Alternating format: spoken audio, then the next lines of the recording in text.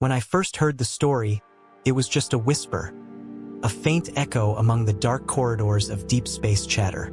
They called it the Infinite Maze, a place that defied the laws of physics and mocked the limits of human understanding. It wasn't a tale for the faint-hearted, but for those like me, hunters of the strange, seekers of the forbidden. It was irresistible. So, if you're watching this, let me tell you a story that isn't just a story. It's a warning, a cautionary tale wrapped in cosmic horror. It begins with the Wormhole. The year was 2387, an era when humanity had pierced the fabric of the cosmos with technologies that once existed only in dreams. Wormholes weren't new to us anymore, but this one, the vanish anomaly, was different. It appeared unannounced, without any gravitational disturbances, just there, at the edge of the Centaurus rift. Scientists couldn't explain it, not fully. What made it remarkable wasn't just its size. It spanned nearly 200 kilometers across, or the energy signatures it emitted, which scrambled instruments like a symphony played in reverse. No, what set it apart was what lay on the other side. Exploratory drones sent through the anomaly returned images of a star system like no other. It wasn't just alien, it was wrong. The star at the system center was fractured, like shards of a mirror, and the planets orbiting it. They didn't orbit. They drifted. They twisted. The very space around them churned like an endless storm. And then the drones stopped coming back. The first manned expedition was the SS Artemis, a state-of-the-art deep space research vessel with a crew of 45. I'd seen the footage they released after its launch. The smiles, the laughter, the confident speeches of Commander Eleanor Kessler promising to bring back wonders. The Artemis passed through the wormhole on July 8th. It never came back. Months later, when a second ship, the Calderon, was sent to investigate, they found nothing but silence. No wreckage, no distress signals, just static. They only ventured deeper because of one detail, a garbled transmission caught on the edge of their sensors. It was faint, almost buried beneath the noise, but it was unmistakable. A voice, Commander Kessler's voice. Don't follow. It's watching. It's Al. And then nothing. The Calderon's captain, against his better judgment, pressed onward. They pushed past the gravitational distortions of the star system, chasing that phantom signal.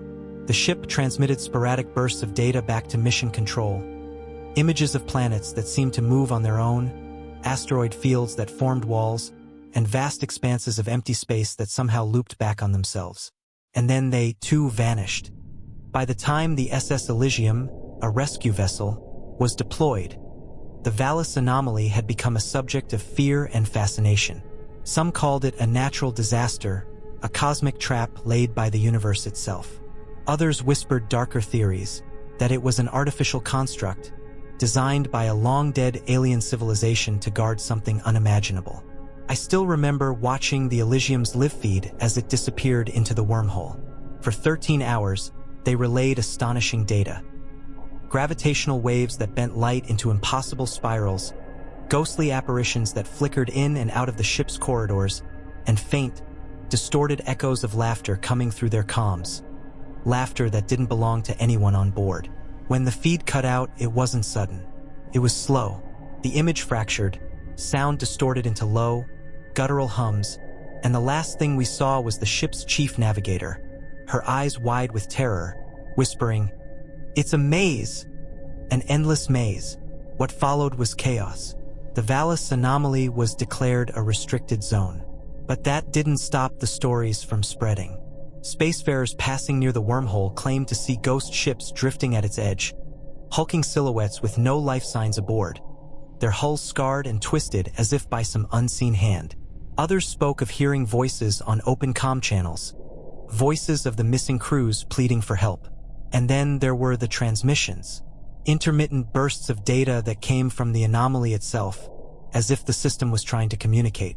Scientists deciphered fragments of these transmissions, and what they uncovered only deepened the mystery. There were star maps that didn't align with any known region of the galaxy, energy signatures that suggested the presence of advanced technology, and something else. Something chilling. Blueprints.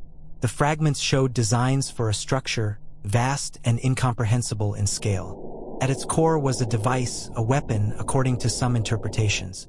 A weapon so powerful it could tear apart the fabric of reality itself.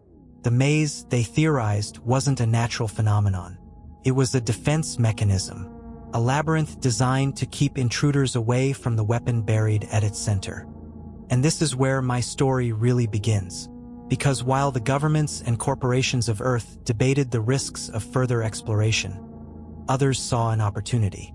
The Valis anomaly wasn't just a mystery, it was a prize, a treasure trove of alien technology waiting to be claimed. Enter the Horizon's Edge, a scrappy scavenger ship captained by a man named Jonah Vex. Jonah wasn't a hero or a scientist. He was a smuggler, a thief, and, according to him, the best damn pilot in the quadrant. His crew was a motley bunch. Sasha, the cynical engineer with a knack for fixing anything that shouldn't work. Ran, the ex-military strategist haunted by his own past. And Mira, the quiet navigator who seemed to know too much about the anomaly. I joined them as the ship's communications officer, though in truth, I was just a storyteller chasing a legend. Jonah had one goal: get in, grab whatever tech we could find, and get out before the maze swallowed us whole. Simple, right? The moment we passed through the wormhole, everything changed. Space itself seemed to warp around us. The stars weren't where they should have been, and the ship's instruments went haywire, struggling to make sense of the readings. "We're in," Jonah muttered, his voice low with awe. "Welcome to the maze." It wasn't just a name. The space around us moved like the shifting walls of a labyrinth. Asteroid fields twisted into spirals that closed in behind us. Planets appeared on the horizon and vanished moments later. And then there were the shapes, vague, translucent figures that flickered at the edges of our vision. "Is that?" Sasha started, but the words caught in her throat. It was a ship, or at least it had been. Its hull was scorched black, its once sleek design warped and jagged. As we passed it, something moved inside. A shadow, or maybe just a trick of the light. "This is a bad idea," Rin said, his voice tight. "We shouldn't be here." But Jonah just grinned, his hands steady on the controls. "Relax, it's just a puzzle, and puzzles can be solved." Hours into our journey, we found the first clue that we weren't alone. A distress beacon, faint but unmistakable, drawing us toward one of the drifting planets. It was coming from the SS Artemis. The ship was intact, or at least it looked that way. But as we approached, Myra's face went pale. "This isn't right," she said softly. "That ship's been here for over a year. How does it look new?" We docked anyway. Jonah was too stubborn to turn back, and I was too curious to stop him. Inside, the Artemis was a ghost ship. The corridors were silent, the air stale, but there were signs of life or something like it. Footsteps echoed ahead of us, always just out of sight. Shadows moved at the edges of our lights, and the ship's logs were corrupted except for one entry. It was Kessler's voice again, trembling with fear. "We thought we could escape. We thought the maze would let us go. But it's alive. It's watching. And it's hungry." The recording ended abruptly, and then, somewhere deep within the ship, we heard it. Laughter. High-pitched, childlike, but distorted. Wrong. We stood frozen in the dark, every breath a knife slicing through the eerie silence. That laughter, it didn't belong here. It wasn't human. It echoed from deep within the SS Artemis, bouncing off the empty metal walls like a mocking chorus. High-pitched, giddy, but it carried an undertone, a faint growl that vibrated in our bones. I don't think I realized I was holding my breath until Mira grabbed my arm and whispered, "We need to leave, now." But Jonah, stubborn as ever, ignored her. "We came here for answers," he said, gripping his plasma rifle as his voice dropped to a growl. "Whatever's here, it's not stopping us from getting them." Sasha muttered a curse under her breath, tightening the straps on her utility pack. Ren, ever the soldier, just nodded and adjusted his sidearm. Me? I was the fool with a recording device, too fascinated to care that every instinct in my body screamed to run. The air was thick with unease as we pressed deeper into the ship. The Artemis looked pristine, eerily so, as though it had been scrubbed clean of any trace of the crew. No blood, no bodies, just the still, clinical hum of a ship waiting to come alive. And that laughter, it followed us, echoing faintly in the distance, like whatever it was wanted us to know it was there. We reached the command deck first. Mira was the one who spotted it, her sharp eyes catching something we couldn't see right away. At the edge of the room, just beyond the dim glow of the emergency lights, stood a figure. Kessler, I asked, my voice barely audible. It looked like her. Same navy blue uniform, same short-cropped hair. She stood with her back to us, her shoulders rigid. But something was off. Her outline shimmered, like heat rising off a sun-scorched road. Jonah stepped forward, his voice loud and commanding. Commander Kessler, is Captain Jonah Vex of the Horizon's Edge. Do you copy? She didn't move, didn't turn, just stood there, her head tilted slightly as if listening to something we couldn't hear. And then she spoke, or rather, it spoke. You don't belong here. The voice came from her mouth, but it wasn't hers. It was layered, a blend of tones and pitches that felt wrong. Inhuman. Leave before it's too late. Jonah wasn't fazed. What happened here? Where's the rest of your crew? At that, Kessler, or whatever she was, turned. And I swear, to this day, I wish she hadn't. Her face was wrong, hollowed out, as though the flesh had been scooped away and replaced with something darker. Her eyes were voids, black pits that seemed to swirl with faint, flickering lights. And her mouth, it stretched too wide as she grinned, her teeth impossibly sharp. We're all part of it now, she whispered, her voice dripping with malice. And soon, so will you. Before anyone could react, she dissolved. Not into dust or ash, but into shards of light, fracturing and scattering like pieces of broken glass. Let's go, Ren said, his voice tight with barely controlled panic. Whatever that was, it's not Kessler. But Jonah wasn't ready to leave. Not yet. We found the crew quarters next, or what was left of them. The bunks were untouched, perfectly made, as if the crew had just stepped out for a moment. But the walls, they were covered in something. Not blood, not writing, just scratches. Deep, jagged gouges that crisscrossed the metal in chaotic patterns. It's like they were clawing their way out, Sasha said, her voice barely a whisper. Or something was clawing its way in, Ren muttered. And then we heard it again. The laughter, closer this time. Jonah raised his rifle, scanning the shadows. Stay sharp. Whatever's out there, we're not running from it. But the maze wasn't going to let us off that easily. The ship shuddered beneath our feet, the groan of twisting metal reverberating through the corridors. The lights flickered, and for a moment, everything went black. When they came back on, the hallway behind us was gone. In its place was a solid wall of steel. The hell? Sasha gasped, spinning around. That wasn't there before. It's shifting, Mira said, her voice trembling. The ship, the maze is shifting. Jonah cursed under his breath. All right, we're heading back to the edge. No more detours. But the maze had other plans. As we retraced our steps, or tried to, the corridors began to change. Paths we'd taken minutes ago twisted into new directions. Doors led to rooms we hadn't seen before, rooms that couldn't possibly exist on the Artemis. And in every one of them there were echoes, a child's laughter, faint and distant, the sound of footsteps following us. But when we turned, there was no one there, and sometimes faint glimpses of the crew, flickering silhouettes that moved just out of reach, their hollowed faces watching us with silent malice. Hours passed, or maybe just minutes. Time had no meaning in the maze. We stumbled into what must have been the engine room, but the machinery wasn't right. It was alien, massive, spiraling constructs of black metal that pulsed with an unnatural, greenish light. What the hell is this? Sasha muttered, running her hands over the strange symbols etched into the walls. It's not human, Mira said, her voice trembling. This is part of the maze. Jonah stepped closer to the pulsing core, his eyes narrowing. This isn't just a ship. It's part of something bigger.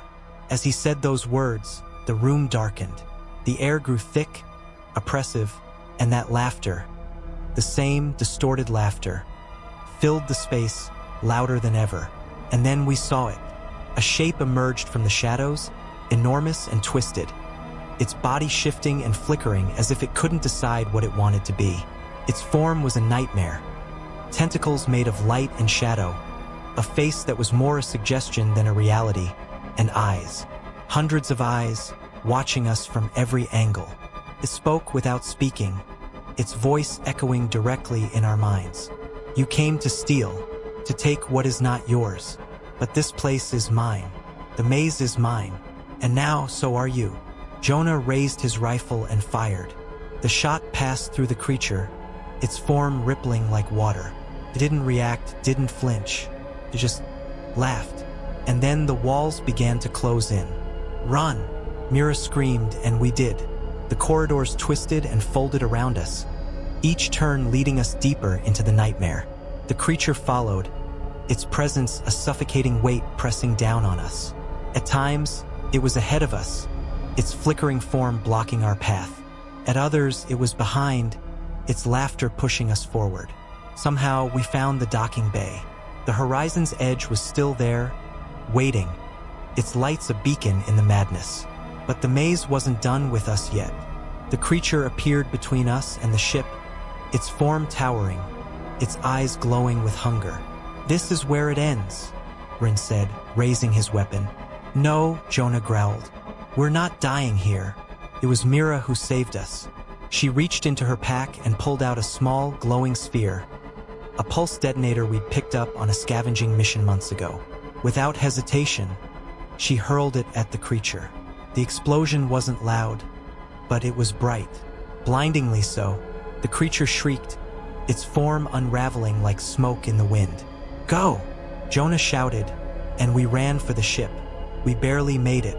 As the horizon's edge lifted off, the maze writhed around us, its walls collapsing, its corridors folding in on themselves. And then, with a final, ear-splitting roar, we broke free. We didn't speak for hours after we returned through the wormhole. The silence was heavy, each of us lost in our thoughts. The maze had let us go, but not without a price. Something had changed in Jonah, in all of us. We'd seen the hunger of the infinite, and it had left its mark. As for the Valis anomaly, still there waiting. Ships still disappear. The transmissions still come through, faint and garbled, carrying whispers of the maze and the thing that lives within it. So if you're ever near the Centaurus Rift and you see a wormhole that shouldn't be there, do yourself a favor. Don't go through it. Some mazes weren't meant to be solved. I've told this story 100 times, yet every time I think about it, my stomach knots in ways I can't explain. The infinite maze wasn't just a place. It wasn't just an anomaly or some defensive construct left behind by ancient beings. No, it was alive, predator. And when it let us go, I knew it wasn't out of mercy. It wasn't over. Not by a long shot. We thought we escaped. We thought the nightmare ended the moment we passed back through the wormhole and the swirling chaos of the Valis anomaly disappeared behind us. But the maze, it doesn't work like that. The horizon's edge docked at the nearest space station, a derelict refueling outpost near the edge of the Centaurus Rift. None of us were in any shape to talk, not even Jonah, whose ego was usually indestructible. The debrief with station authorities was brutal. Sasha, usually quick with sarcasm, could barely string 2 sentences together. Run kept looking over his shoulder, hand twitching toward his weapon at every sound. Mira sat in complete silence, her face pale, her gaze distant. And Jonah? Jonah lied. No, we didn't recover anything of value, he said to the station commander, his voice unusually flat. Just an abandoned wreck. No survivors. No tech. Just ghosts. They didn't press us for more. The official report labeled it as another failed rescue mission. Another doomed venture into the Valis anomaly. But we knew the truth. We carried it with us like a scar. That night, as we tried to sleep in the cramped quarters of the station, I started hearing it again. The laughter, faint, almost imperceptible, like the maze was calling me back. I didn't say anything to the others, not then. But when I glanced at Jonah, sitting across the room with his hands clasped and his head bowed, I knew he heard it too. It didn't take long for things to unravel. 3 days after we docked at the station, Jonah called a meeting. It was the first time we'd all been in the same room since we left the anomaly. "I'm going back," he said, his voice grim. The words hung in the air like a death sentence. Sasha shot to her feet, her face a mix of disbelief and anger. "You're joking. Please tell me you're joking." "I'm not," Jonah said. His eyes locked on the table in front of him. "We left too much behind. That ship, the Artemis, the maze itself, it's worth more than you can imagine. If we can find the core, the weapon—" "You saw what happened to the Artemis crew," Ren interrupted, his voice sharp. "You want that to happen to us? We made it out once," Jonah argued, his voice rising. "We know what to expect now. We know how it works." "We don't know," Mira said quietly. Her voice was calm, but her hands trembled as she spoke. "The maze isn't just a place. It's a trap. It's alive. And it let us go. It let us go, Jonah. Don't you see? It's not over. We're still in it." Jonah slammed his hand on the table, his frustration boiling over. "If you're too scared, stay here. But I'm going back. I'll do it alone if I have to." Silence filled the room. None of us said it out loud, but we all knew the truth. If Jonah went back, he wouldn't be alone. The maze had already sunk its claws into us, and it wasn't going to let go. 2 days later, the Horizon's Edge slipped out of dock, bound for the Valis anomaly once more. This time, there were no government sponsors, no backup crews, no safety nets. Just the 5 of us, hurtling toward the infinite unknown. When we reached the wormhole, I felt the same sickening pull in my gut that I had the first time. The swirling vortex loomed ahead, its edges shimmering with a faint, unnatural glow. Felt eager, hungry. "Last chance to back out," Jonah said, though his tone made it clear he wasn't turning around. No one answered. One by one, we strapped in, and with a burst of engines, the Horizon's Edge plunged into the anomaly. This time, the maze didn't bother with subtlety. The moment we emerged on the other side, the ship's instruments went haywire, the air around us rippling like liquid. The star system had changed. The fractured star at its center now pulsed with an ominous green light, and the planets, or whatever they were, had shifted closer, orbiting in impossible patterns. The corridors of space twisted ahead of us, reshaping themselves as we moved. It wasn't just a maze anymore. It was a hunting ground, and we were the prey. "This is worse," Mira whispered, staring at the screens. "So much worse." We followed the faint trail of a distress beacon, the same one we'd heard before. This time, it didn't lead us to the SS Artemis. Instead, it drew us deeper into the heart of the system, toward a massive structure that seemed to rise out of the void itself. The core of the maze. The structure was unlike anything we'd ever seen. It wasn't just a ship or a station, it was a world. Black spires rose into the darkness, their surfaces covered in glowing symbols that pulsed like a heartbeat. The closer we got, the more the ship resisted. The walls of the maze twisted and folded, forming barriers that closed in around us. Jonah pushed the ship to its limits, weaving through the shifting labyrinth, narrowly avoiding collision after collision. The laughter returned, louder now, echoing through the comms and vibrating through the hull. "Almost there," Jonah muttered, his hands steady on the controls. "Hold on." When we finally broke through, the ship shuddered violently, alarms blaring as we docked with the alien structure. The landing bay was massive, its walls lined with incomprehensible machinery that seemed to hum with life. "This is it," Jonah said, his voice filled with awe. "The heart of the maze." Inside, the structure felt alive.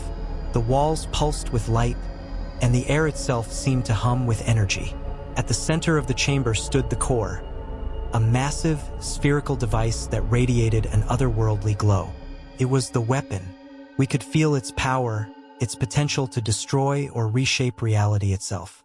But we weren't alone. The creature appeared again, its form flickering between light and shadow. It was different this time, stronger, more defined. Its voice boomed in our minds, a cacophony of rage and hunger. "You should not have returned." Jonah raised his weapon, but the creature didn't attack. Instead, it laughed, a low, guttural sound that chilled me to my core. "You think you've escaped the maze?" it said, its many eyes locking onto us. "You've been in it all along. Your minds, your fears, they belong to me now. You cannot escape what you already are."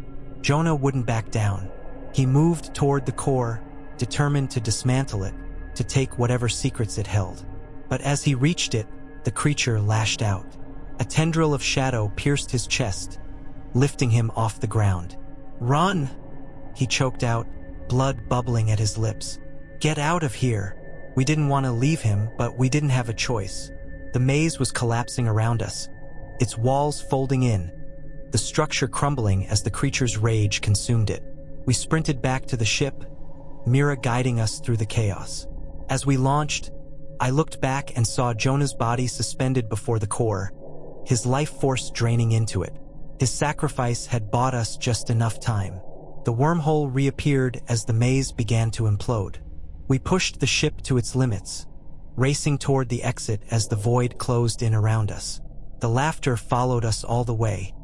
When we emerged on the other side, the wormhole collapsed behind us, sealing the maze away, for now. We never spoke of what we saw. Not to each other, not to anyone. The horizon's edge was decommissioned, its logs wiped clean. But the maze never truly left us. Even now, I hear it sometimes in the quiet moments. The laughter, the faint echo of Jonah's voice, calling from somewhere far away. The maze is still out there, and one day it will open again. Because some traps don't need to chase you. They just wait, and eventually you'll come to them.